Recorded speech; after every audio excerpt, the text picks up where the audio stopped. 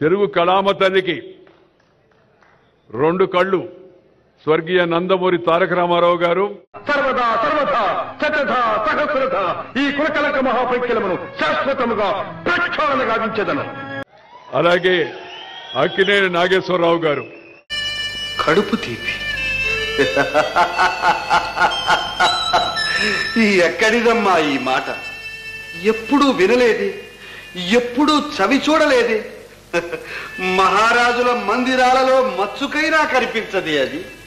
3వ కన్ను శ్రీ చిరంజీవి గారని చెప్పని సందర్భంగానే మనం చేస్తా ఉన్నాం. ఈ మార్గాన్నే ఎందుకు ఎంచుకున్నారు? కొన్ని సంవత్సరాల క్రితం పేరు మోసిన క్రిమినల్ లాయర్ శేషగిరిరావు మిమ్మల్ని జూనియర్ గా చేర్చుకోవడానికి 5,000 లంచం అడిగితే ఉన్న ఒక్క ఇల్లు అమ్మి లంచం ఇచ్చి కన్న కూతురి పెళ్లి చేయలేక కుమిలి చనిపోయారు మీ నాన్నగారు. మీ నాన్నగారి దుస్థితి ఏ తండ్రికి రాకూడదని ఈ మార్గం ఎన్నుకున్నాను.